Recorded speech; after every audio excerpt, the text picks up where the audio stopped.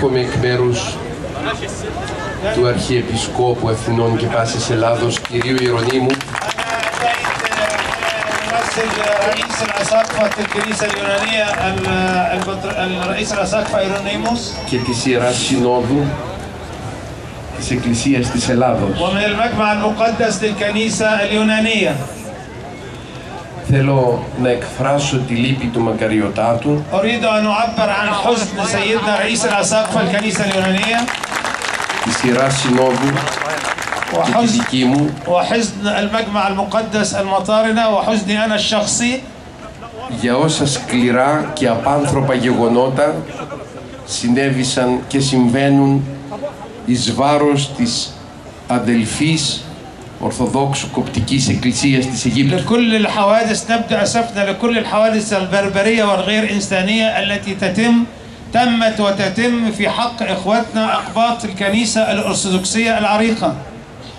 Σε μια εποχή που πρέπει να μάθουμε να ζούμε με άλλους λαούς και να σεβόμεθα την ιστορία, την παράδοση και τη θρησκεία του κάθε ανθρώπου. نحن في عصر لابد أن نتعلم كيف نعيش مع الشعوب الأخرى ونحترم تقاليد وتراثات الشعوب الأخرى. Στην ευλογημένη χώρα της Αιγύπτου في البلد مصر المبارك βρέθηκε πρόσφυγας ο Ιησούς Χριστός لا ذهب إليها لاجئا يسوع المسيح نفسه και μόνο με την παρουσία του ευλόγησε αυτό τον τόπο. وبحضوره فقط بارك هذه الأرض أرض مصر. Η Εκκλησία έχει ιστορία 2.000 ετών. الكنيسة وراءها تاريخ 2000 سنة ونيف.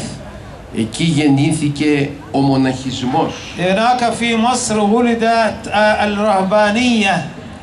Εκεί γεννήθηκε και έδρασε και έζησε ο Μέγας Αθανάσιος. هناك عمل وعلم وصلى أثناسيوس العظيم Και ο Άγιος Κύριλλος. والقديس كيرلس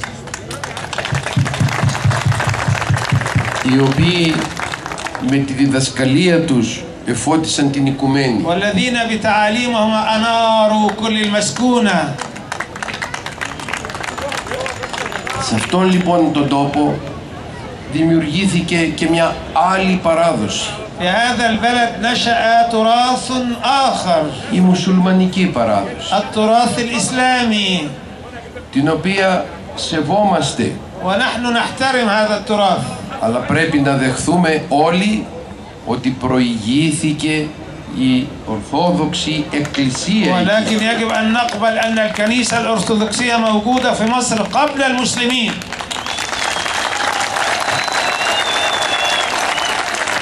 Και έχει το δικαίωμα وهي لها الحق να λειτουργεί, وأن تعمل وتصلي وتنتج وتبدع وتكتب να κηρύττει, وتعظ να βαπτίζει وتعمد και να συνεχίζει την πνευματική της ζωή. وتستمر في حياتها الروحية واللاهوتية العريقة. Η παρουσία της Εκκλησίας στην Αγία Γη της Αιγύπτου إن حضور الكنيسة في أرض مصر المقدسة δεν εμποδίζει κανέναν άλλον.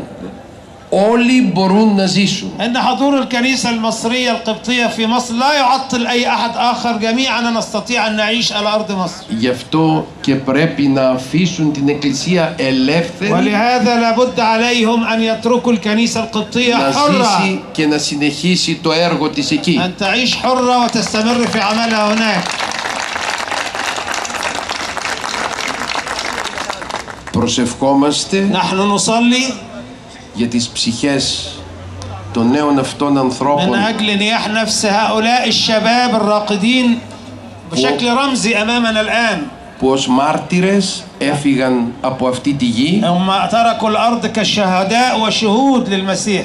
και ευχόμαστε ونترجى το αίμα τους أن دمهم να είναι για μας δύναμη, يكون دمهم لنا قوة όχι για πολέμους, ليست قوة للحروب αλλά لا، για πνευματικούς αγώνες ليكون لنا قوة للجهاد الروحي وليس للحرب مع أحد. και να είναι η τελευταία φορά που άνθρωποι χωρίς να πειράξουν κανένα γίνονται μάρτυρες. ولتكون هذه المرة الأخيرة التي يصير فيها شباب شهداء بدون أن يضروا أحدا. Διότι είναι χριστιανοί لأنهم فقط مسيحيون μέσα στο σπίτι τους, في بيوتهم μέσα στον τόπο τους. في بلدهم هم في بلدهم. Ο Θεός να ευλογεί και εσάς الرب يبارككم جميعا που ευρίσκεστε σε αυτόν τον τόπο εδώ, الموجودين في هذا البلد. να προοδεύετε الرب يعطيكم تقدما και να γνωρίζετε ότι σας θεωρούμε αδελφούς وتعرفون أن نحن نعتبركم إخوة لنا.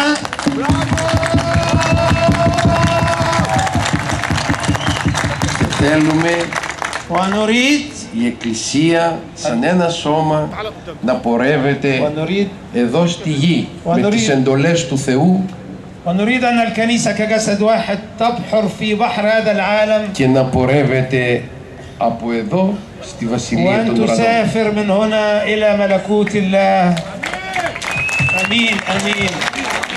Ένα μεγάλο ευχαριστώ στον Μακαριότατο Αρχιεπίσκοπο και πατέρα μας, τον Άγιο Αρχιεπίσκοπο Ιερώνυμος, που μας έστειλε τον αγαπητό μας Μητροπολίτη Θερμοπόλεως, ο Άγιος Ιωάννης, και ο Άγιος Θερμοπόλης δεν είναι άγνωστος για μας. Πήγαμε πολλές φορές στην Πεντέλη και μας φιλοξένησε και μας αγαπάει. Πολύ. Να είστε καλά με σεβασμιότατε, ευχαριστούμε πάρα πολύ.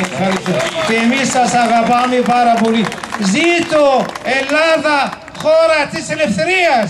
Ζήτω Ελλάδα, η χώρα της ελευθερίας! Ζήτω ελληνική εκκλησία!